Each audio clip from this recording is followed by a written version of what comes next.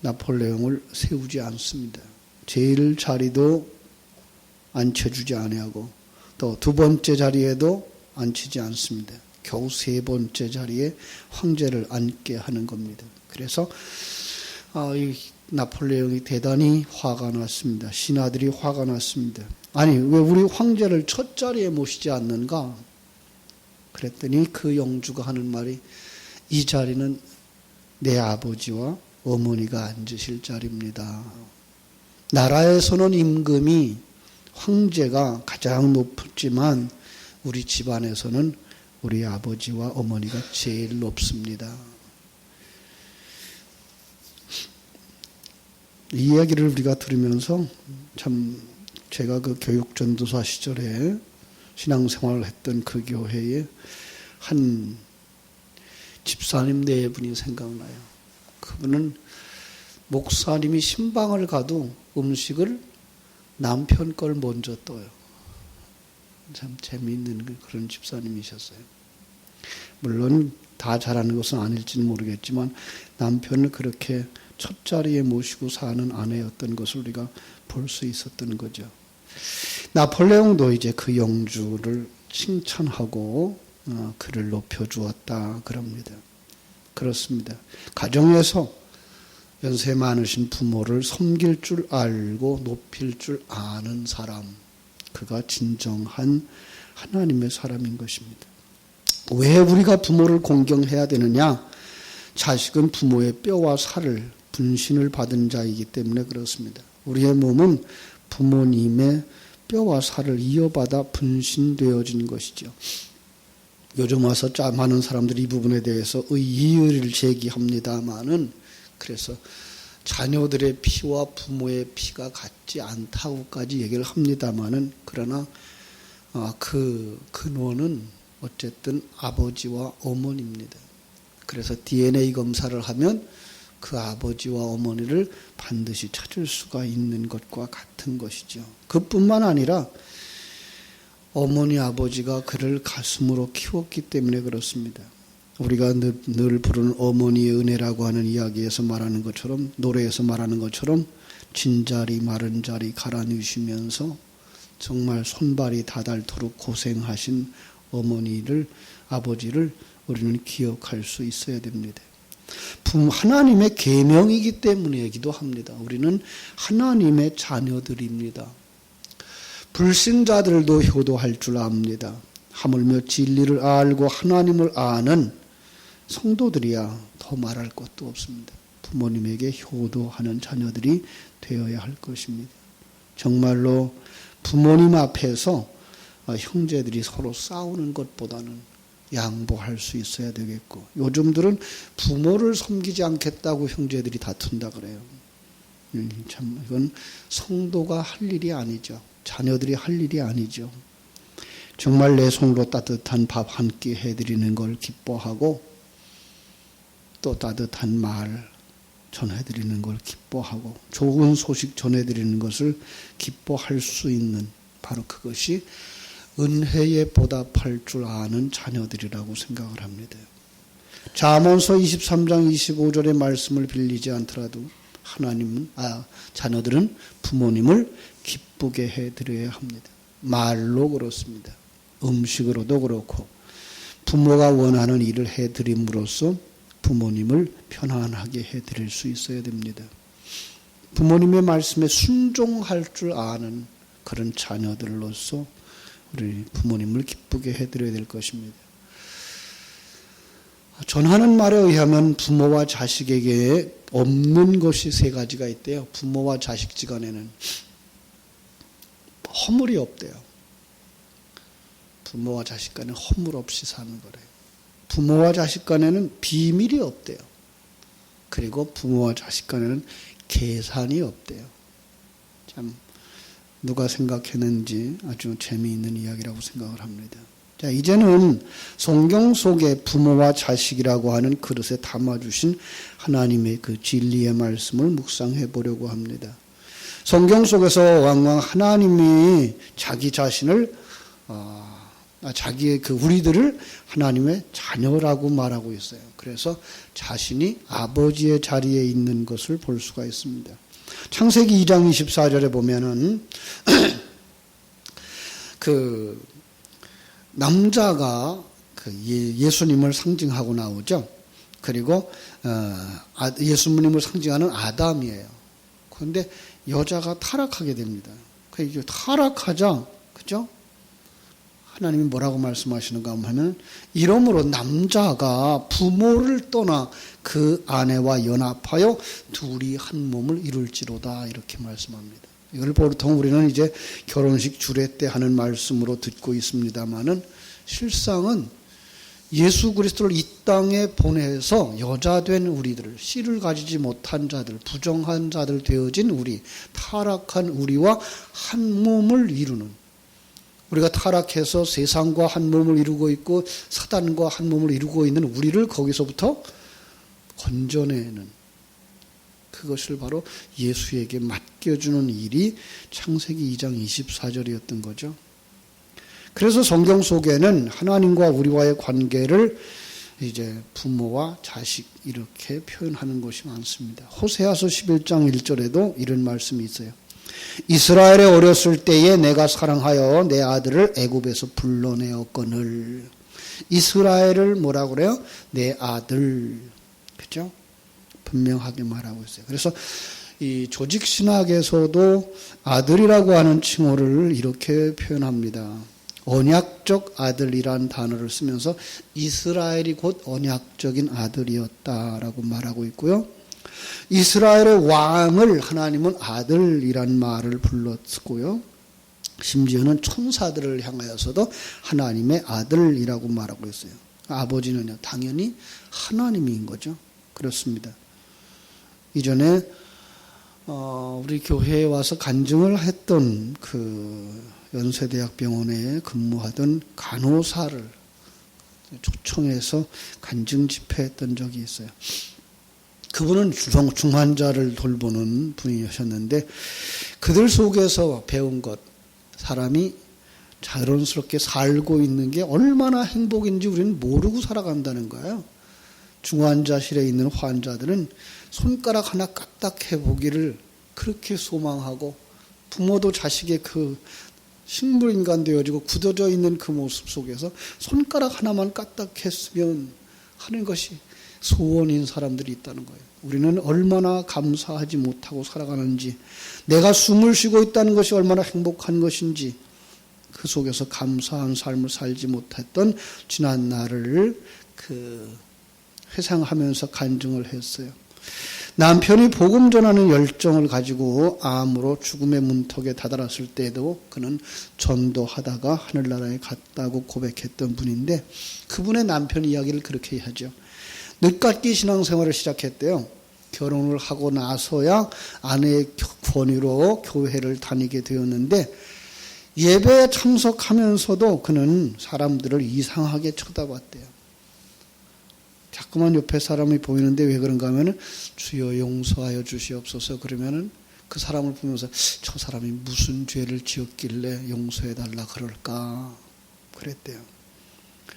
목사님 설교는 안 들리고 사람들만 보면서 세상적인 죄의 개념, 윤리 도덕적인 개념을 가지고서 사람을 쳐다보니까 온통 사람들이 다 죄의 투성이더래요. 아, 죄를 지은 사람들만 교회에 가는가 보구나. 안 변하더래 이 남편이. 그래서 이 안 변하는 남편을 위해서 금식도 해보고 또 부흥회에 참석해보라고도 권해도 듣지 않는데, 어느 날 후배가 이제 그 대학생 선교회에서 1년의 연초마다 부흥회를 하는데 그 예수원에서 수련회를 하는데 거기에 초청이 왔더래요. 오케이 하고서 그 명절 때니까 휴가잖아요. 그 명절 휴가를 이제 그 예수원에 들어갔어요. 한 주간 집회에서 그가 깨닫고 고백한 것이 바로 그거예요. 아, 자식이 나를 낳아주신 부모를 잘 모르는 것이 얼마나 큰 죄인가. 그런데 나를 창조하고 이 땅에 태어나게 하신 창조주 아버지를 몰랐다는 것이 이게 얼마나 큰 죄인가를 그때 깨닫고 눈물로 회개를 했다 그래요. 그리고 그부터는 그가 하나님을 알기 위해서 10배나 노력을 했대요. 다른 사람은 일주일에 한 번 간다 그러면 나는 일주일에 10번은 가야 된다고. 새벽을 깨워서 교회에 참석을 했고 또 직장에 오가면서 동네 교회들 부흥회 하면 부흥회 꼭 참석을 했고 아주 중요한 것을 발견한 거죠. 그죠? 그러다가 이제 전도하는 사람이 되어졌고 일본으로 선교하러 가려 그러다가 그만 암으로 그의 생애를 마감했다고 그러는데 우리는 그 속에서 중요한 이야기를 들을 수 있었죠. 우리가 하나님을 아버지로 알지 못한다는 거예요. 참 신앙생활하는 많은 사람들의 그 사고 속에서도 나를 도와주는 분으로만 알면서 그냥 그런 관계 속에서의 아버지지 나를 낳아주시고 나를 만들어주시는 그 아버지로 인정을 못하고 살아간다는 거죠. 참 안타까운 거예요. 우리는 그런 면에서 하나님을 진정한 아버지로 모실 수 있는 사람들이 되었으면 좋겠습니다. 이제 자녀들에게로 눈을 돌려볼까요? 4절에 보니까 또 아비들아 너희 자녀를 노엽게 하지 말고 오직 주의 교양과 훈계로 양육하라. 부모들은 자녀를 노엽게 해서는 안 된다고 합니다. 자, 그런데 성경의 또 다른 곳 잠언서에 보면은 사뭇 다른 내용이 있죠. 잠언서 13장 24절에 보면은 매를 아끼는 것은 자식을 사랑하지 않는 것이라고 얘기를 해요. 자식을 사랑하는 사람은 훈계를 게을리지 하지 않는다라고 말하죠. 아이의 마음에는 미련한 것이 얽혔으나 징계하는 채찍이 이를 멀리 쫓아내리라고 얘기도 하고요. 아이를 훈계하지 아니치 말라. 채찍으로 그를 때릴지라도 죽지 아니하리라. 이를 어떻게 하라는 거예요? 한쪽으로는 때려주고, 그러고 그러나 한쪽으로는 자녀를 노엽게 하지는 말라는 거예요. 어떤 분들이 그런 얘기를 했어요. 교육학자들이 한 얘기인데 자녀들 가운데에 매를 맞은 자녀들 가운데에 13%만 겨우 자기가 무엇을 잘못했는지 알고서 매를 맞는다는 거예요. 매 맞고 나서도 자기가 왜 매 맞았는지를 모른대요. 이거는 부모가 자녀들에게 징계하는 이유를 설명을 해주지 않고 화풀이 하듯 애들을 때렸기 때문이라는 거예요. 그건 효과가 없대요. 그래서 반드시 그가 잘못한 것에 대한 것을 차근차근 이야기해주고 그래서 그것을 고치기 위해서 너는 징계를 당한다라고 알고서 매를 맞아야 그것이 고쳐질 수 있다는 거예요. 오늘날은 때리는 것조차 안 좋다라고 얘기를 해서 때리지 않는 교육을 한다고 합니다만은 그래서 지금들 머리 좋아졌다고는 말하고 있고 개발은 되어졌다고 인성이 개발되어졌다고 말하고 있지만은 실제로 그들의 인간관계는 엉망이 되어져 있는 것 아시죠? 오늘 이 시대에 살아가고 있는 젊은이들의 모습들이 없어요. 어른을 공경할 줄 모르고요. 부모를 공경할 줄 모르고요. 질서에 순응할 줄 모르는 그래서 전부 데모하고 있는 거예요. 나만 옳다는 거죠. 내가 하고 싶은 대로 해달라는 거죠. 심지어 하나님 앞에까지 나와서 내가 원하는 대로 해달라고 외치고 있으니까 이건 어디서부터 문제예요? 가정교육에서부터 문제인 거죠. 잘못한 것에 대한 징계를 그리고 채찍을 들어서 그를 야단치면서 질서를 세워주고 순종하도록 가르쳐주지 아니한 가정 속의 문제가 큰 거예요. 선생님을 선생님으로 인정해주지 않는 부모 때문에 자녀들이 선생님을 무시하는 상황이 벌어지는 거죠. 이젠 선생님을 모함해서 함정에 빠뜨리기까지 하는 거예요. 이건 가르침의 바른 질서가 아닌 거예요. 과거 우리는 어떻게 했어요? 선생님 그림자도 안 밟는다 그랬어요. 물론 선생님들도 선생님의 역할을 잘 해야 되겠습니다만은 그러나 우선 앞서서 부모님들이 선생님을 존중하고 공경할 줄 알 때 자녀들이 그 선생님을 공경하고 순종하고 거기서 가르침을 받을 수가 있는 것이겠죠. 우리는 정말 성경이 말하고 있는 아름다운 교육을 할 줄 알아야 돼요. 때려주며 그리고 노엽게 하지는 마라라는 거죠. 그렇습니다.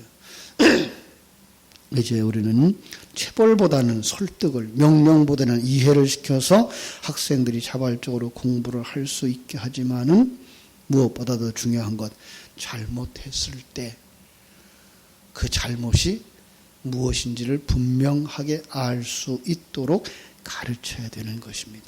그렇습니다. 그러나 그 가르침 속에서 자녀를 노엽게 하지 말아라. 이유 없이, 이유를 모르고 내맞는 자리에 가지 않도록 하라는 거죠. 그죠?